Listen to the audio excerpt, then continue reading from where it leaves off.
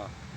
Qual que é o propósito de vídeos desse tipo? Vídeos que falam de espiritualidade ou de temas como consciência fundamental ou da natureza da realidade, de todas essas coisas que se apoiam em termos bastante pomposos e que propõem a compreensão da realidade final ou a visão última e tudo mais, tudo isso.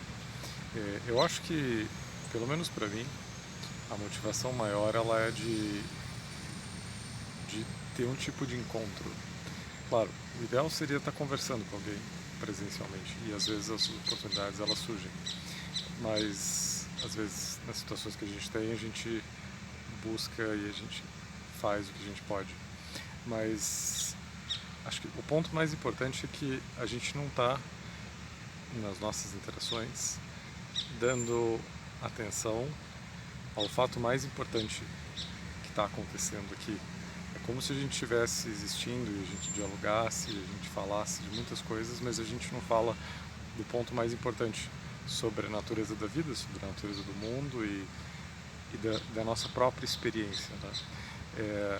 Isso sempre me pareceu muito curioso, pelo menos desde que eu comecei a ter um olhar um pouco diferente sobre a natureza do mundo, de que a gente nunca percebia, ou as pessoas, ou de modo geral, a gente não fala, não se relaciona uns com os outros a partir da compreensão ou do fato de que o mundo ele é um evento na consciência, de que ele está existindo fundamentalmente como um evento intersubjetivo, de que ele depende da subjetividade para existir num grau que a gente normalmente não observa. Isso é muito curioso.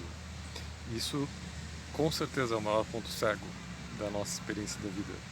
Porque se o mundo é uma consciência, se ele é um fenômeno mental, se ele está existindo porque tem mentes ou uma mente, que na verdade isso é a única coisa que a gente pode dizer, que tem uma mente que está vendo ele, que está experimentando ele, se ele está existindo por causa disso, então as coisas não são o que elas parecem. Os nossos problemas não são problemas. As situações que a gente vislumbra não são o que elas parecem ser. O sofrimento do mundo, a narrativa do mundo, isso que a gente conta sobre as nossas vidas, nada disso realmente importa, porque tudo isso é derivado. Tudo isso é secundário e depende de uma outra coisa. E essa outra coisa é o fato gigantesco de que o mundo está existindo dentro de uma consciência, que, pela perspectiva de cada observador, pode-se dizer que é a sua. Agora, quando a gente fala isso, a gente se aproxima, ou a gente está afirmando uma posição filosófica que chama o solipsismo, de que a única pessoa, o único ser que existe é si mesmo, de que nenhuma outra pessoa existe e, bom, esse é um lugar filosoficamente meio espinhoso e que se tenta evitar porque, bom, aí você tem umas consequências bastante nefastas, se você realmente para para pensar. Mas eu gosto muito de um místico americano que chama William Seymour, e ele utiliza um termo muito diferente, que se chama, utiliza o termo solipsismo deífico, porque eu vou explicar o que isso quer dizer, que o ponto que a gente chega depois de um pouco de reflexão é, bom, se existe apenas uma consciência, ou uma única mente, então é claro que ela não diz respeito a uma pessoa, é claro que ela não sou eu nem você, ao mesmo tempo que se ela é unicamente ela tem que nos incluir, eu e você.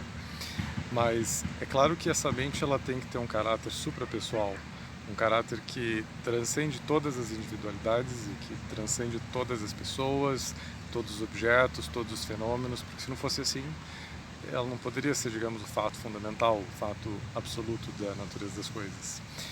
E é exatamente isso que o Ramana Maharshi e todos os místicos que tiveram a visão da unidade, eles relatam o tempo todo.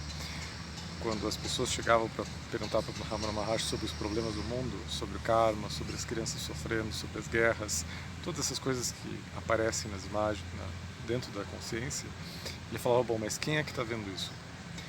Então, tenta entender quem é que está vendo isso e você vai resolver o problema. O que ele queria dizer? Ele não queria dizer que aquilo de alguma maneira não existia. Não é que você não vê o mendigo morrendo de fome ou que o sofrimento do mundo não existe.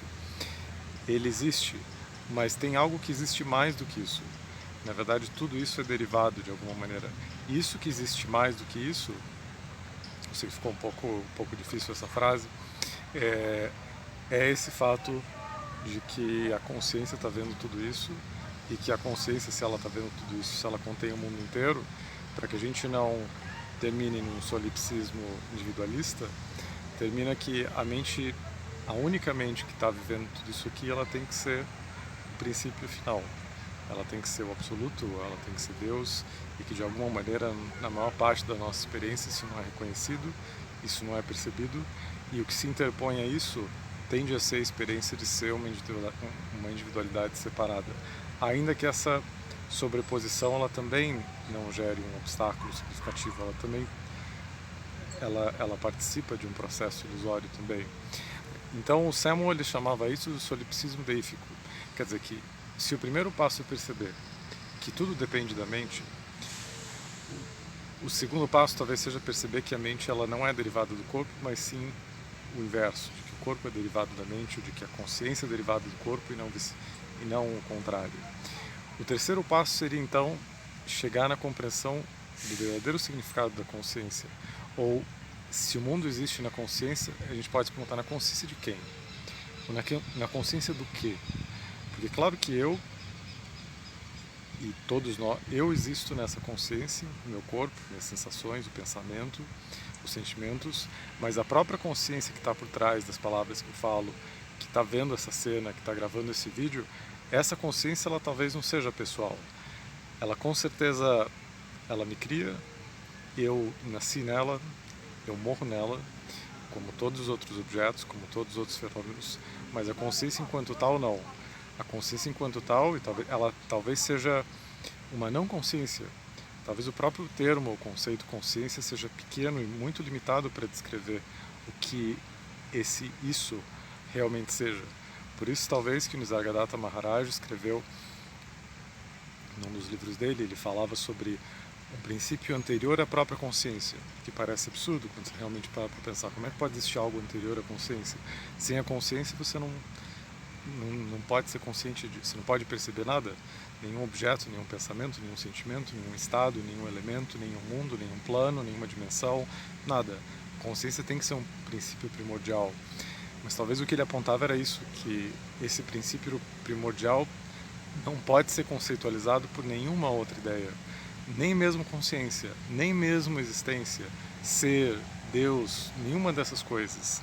E talvez a razão para isso seja que quando a mente consegue se soltar de todas as conceitualizações, ela chega num estado de vazio muito profundo, de um nada, ou de uma qualidade inefável, indescritível, e aí ela realmente consegue se tornar sutil o suficiente para que esse princípio consiga absorver ou assimilar ela, e aí se mostrar enquanto idêntico a ela. Então está começando a chover aqui, eu sentei nessa pedra, estava tendo alguns pensamentos, quis compartilhar e gravar. Então era inicialmente para falar sobre o gnosticismo, mas eu terminei falando sobre o observador, o sentido da consciência, entre outras coisas. Então espero que vocês tenham gostado, então é isso aí, um grande abraço.